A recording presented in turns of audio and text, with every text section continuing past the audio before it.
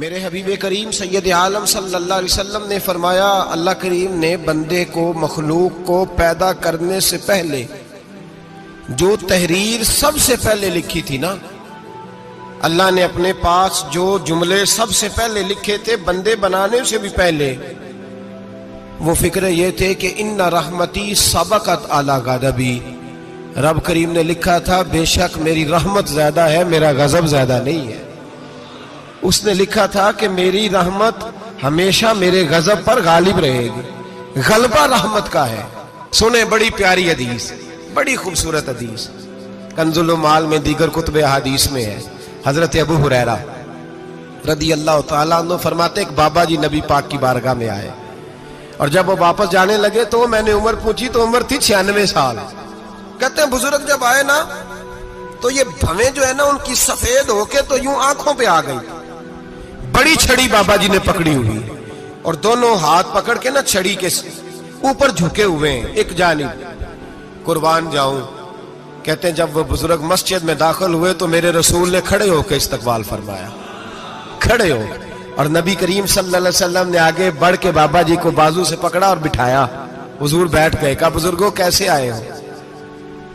تو کہتے ہیں وہ بابا جی بات کرتے تو آنکھ کھول کے پہلے حضور کا چہرہ دیکھتے، پھر وہ بات کرتے تو ان کے لب و لہجے کے اندر بڑی پریشانی، بڑی تکلیف، بڑی مایوسی۔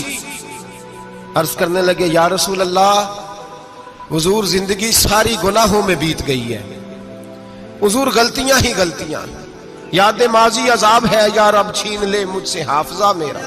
اے اللہ کے رسول بڑی لمبی فہرست ہے، پاپ ہی پاپ ہے، کالے سیاہ دفتر ہے۔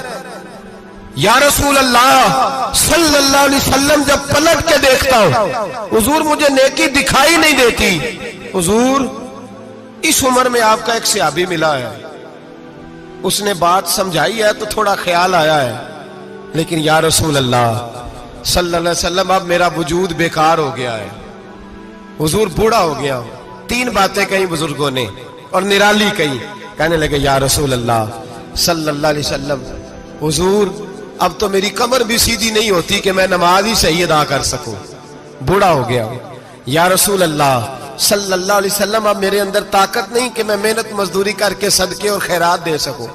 یا رسول اللہ صلی اللہ علیہ وسلم اب میں تلوار لے کے جہاد بھی نہیں کر سکتا، حضور نہ میں لمبی نمازیں پڑھ سکتا ہوں، آقا نہ میں صدقات و خیرات دے سکتا ہوں، محبوبہ نہ میں دین کے لیے کوئی جہاد کر سکتا ہوں، بیکار وجود ہے، بیکار بیکار وجود کو تو گھر والے برداشت نہیں کرتے، بچے دعا کرتے ہیں یا اللہ ابا جی کو پردہ دے دے، اماں کو پردہ دے دے، بیکار ہو گیا ہوں، اور آج آیا ہوں تو مجھ بیکار کو میرا رب قبول کر لے گا؟ آج کلمہ پڑھوں تو بیکار ہوں، کسی کام کا نہیں، نہ نماز نہ صدقات نہ جہاد، قبول کر لے گا؟ حضرت ابو ہریرہ فرماتے ہیں جیسے برسات میں بارش کی جھڑی لگتی ہے، یوں مصطفیٰ کی آنکھوں سے جھڑی لگ گئی، حضور کھل کے روئے، کھل کے۔ اور میرے حبیب پاک نے فرمایا بزرگوں بڑے مجاہد ہیں، دین کے لیے جہاد کرنے والے بڑے ہیں، رب کریم کو آپ کی تلوار کی اتنی حاجت نہیں، اور فرمایا اس کے خزانے کوئی خالی تو نہیں کہ آپ ہی گویا صدقہ دیں گے تو بھرے جائیں گے، اور فرمایا پھر رب کریم کی شان میں اضافہ نہیں کرتی عبادتیں، وہ تو بندے کو نفع دیتی ہیں۔ میں بزرگوں نہ آپ جہاد کریں نہ آپ صدقات دیں، لا لمبی نمازیں پڑھیں، آپ صدق دل سے آ جائیں، اللہ کے رسول کا وعدہ ہے رب آپ کو بغیر حساب کتاب جنت عطا فرما دے گا۔ آنا تو شرط ہے کہ نہیں؟ آئیں تو صحیح، نہ پہنچے تو صحیح، آ جائیں، اس کو نہیں عادت صدقات و خیرات کی، جہاد کی، تبلیغ، آئیں تو صحیح نا۔ ان العبد اذا اعترف ثم تاب تاب اللہ علیہ، میرے حبیب نے فرمایا بندہ جب رو کے کہتا ہے نا یا اللہ غلطی ہو گئی معاف کر دے، فرمایا میرا مالک اسے فوراً ہی معاف فرما دیتا ہے۔ تو آ تو صحیح، تو آتا ہی نہیں، تو آ ہی نہیں رہا، تو گھر میں بیٹھا ہوا ہے، تو سویا ہوا ہے، تو دکانداری کر رہا ہے، تو پیسے گن رہا ہے، تو آیا ہی نہیں، آ تو صحیح۔ بلکہ میرے نبی پاک فرماتے ہیں جب اللہ پاک کا بھاگا ہوا غلام آتا ہے پھر تو اللہ زیادہ راضی ہوتا ہے، پھر تو اللہ زیادہ راضی ہوتا ہے، زیادہ راضی ہوتا ہے، تو آ تو صحیح، پہنچ تو صحیح۔ بلکہ صوفیاء تو اور بات کرتے ہیں، وہ کہتے ہیں تو کبھی بھول کے بھی رب رب کرے تو اللہ تو اسے بھی قبول کر لیتا ہے، بھول کے۔ ملا رومی کہتے ہیں بنی اسرائیل کا بندہ ہے، सनम पत्थर को कहते हैं, बुत को कहते हैं। बुत के सामने खड़ा है और सारी रात कहता है या सनम या सनम या सनम, ए पत्थर ए बुत, सारी रात पुकारता रहा। रात गहरी हो गई, नींद का गलबा थक गया, सोने के करीब आया तो गलती से मुंह से निकल गया या समद, या सनम की जगह निकल गया। रब करीम ने फरमाया जिब्रील दौड़ के जा, जो मांगता है इसे दे दे।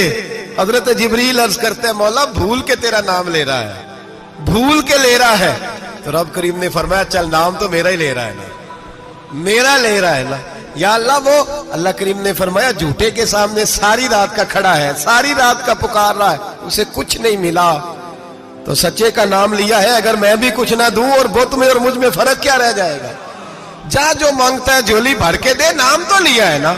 ओ भाई तू बहाना तो बनाना, ओ आ तो सही ना, तू यहां आ जा, पहुंच जा, आ जा, बस बैठ जा, उसकी बारगाह नाज में हाजिर तो हो ना। तुझे फुर्सत ही नहीं, तू यारों के लिए टाइम निकालता है, बाजारों के लिए टाइम निकालता है, गलियों के लिए टाइम निकालता है, चौकों चौराहों के लिए टाइम निकालता है, हफ्ते में एक दिन होटलिंग के लिए भी जाता है, लेकिन कभी छुप के दो नफलों की तुझे तौफीक नहीं होती। और मैं कई दफा कह चुका हूं, जिस बंदे को बगैर इबादत के रिज़्क ज्यादा मिलने लग जाए उस पर आजमाइश होती है रब करीम की। अल्लाह फरमाते हैं इसको पैसे दो, इसे आने ना देना, इसको को चल पैसे दौड़ जा। लोग समझते हैं मैं बड़ा ज़हीन हूं, अक्लमंद हूं, देखो मैं अपनी होशियारी से चालाकी से आगे निकल गया। तो आजमाइश है, ये तो आजमाइश है रब करीम की तरफ से, ये तो उसकी खुफिया तदबीर है। मेरे भाई उसकी बारगाह नाज तक जो आ गया, आना तो हमारी जिम्मेदारी है कि नहीं। फिर उसकी रहमत आगे बढ़ के इस्तकबाल कर लेती है, फिर अल्लाह का फजल उसको थाम लेता है उस बंदे को। और खुदा की रहमत कितनी ज्यादा है।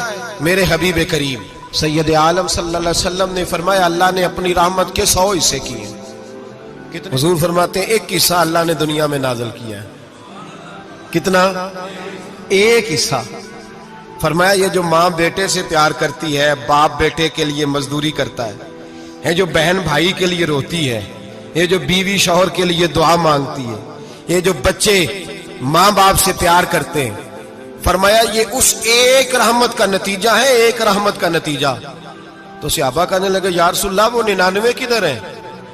नबी पाक ने फरमाया रब करीम ने संभाली हुई है, कयामत के दिन तुम्हें अता फरमाएगा। अभी तो एक नाज़िल की है, अभी अल्लाह ने। हजरत यूसुफ अलैहिस्सलाम के जमाने में कहत हो गया, तो जनाब यूसुफ अलैहिस्सलाम ने, चूंकि आप अल्लाह के नबी से पहले से जान गए, कहत होगा, तो हजरत यूसुफ ने गंदम पहले स्टॉक कर ली थी बहुत ज्यादा।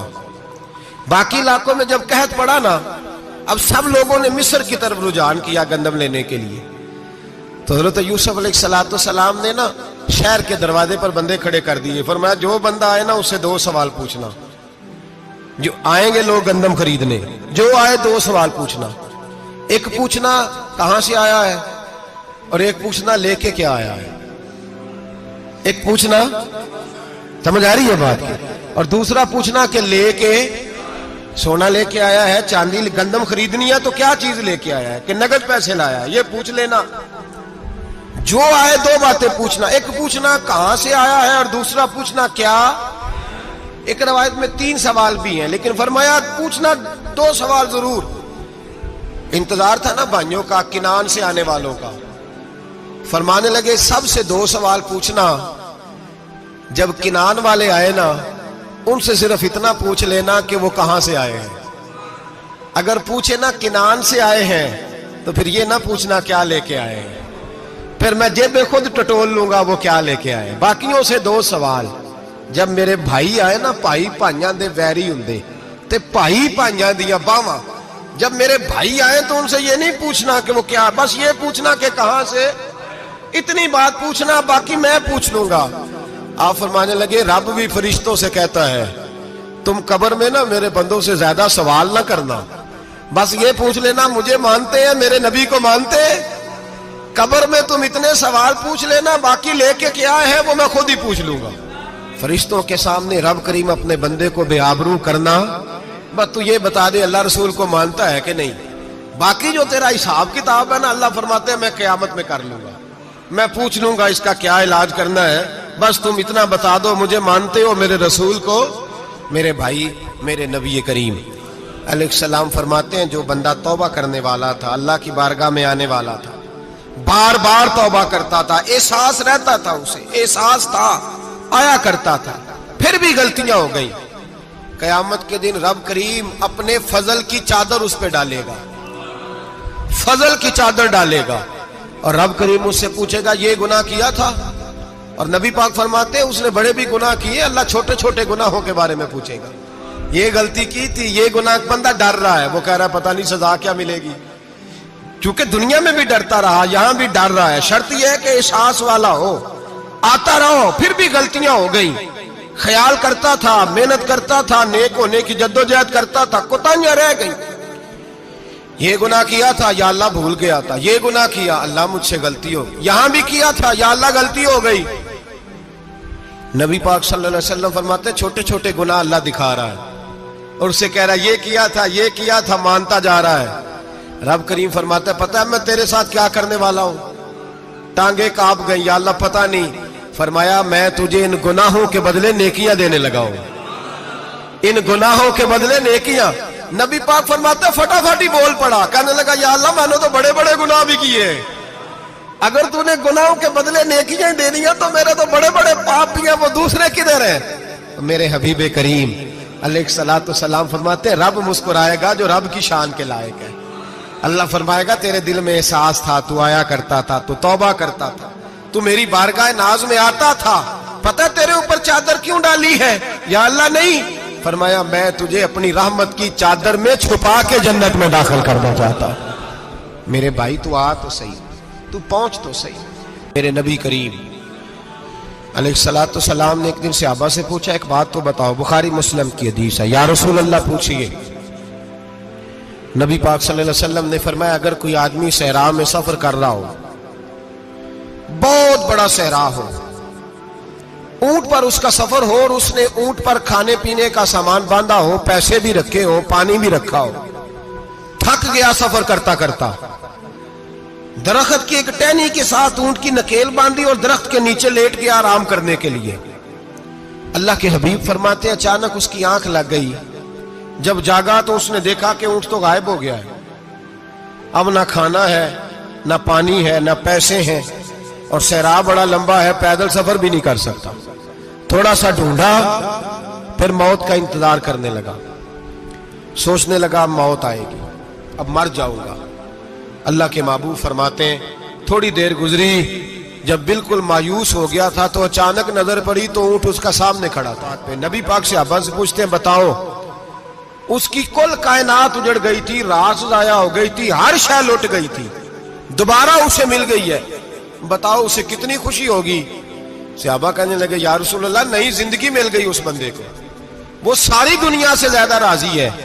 تو میرے کریم رسول صلی اللہ علیہ وسلم نے فرمایا رب کریم کا نافرمان بندہ جب اس کی بارگاہ میں آ کے توبہ کرتا ہے تو اللہ اس سے بھی زیادہ راضی ہو جاتا ہے۔ نافرمان جب آ کے کہتا ہے یا اللہ معاف کر دے، آئندہ نہیں کرتا، میں اللہ تو راضی ہو جاتا ہے۔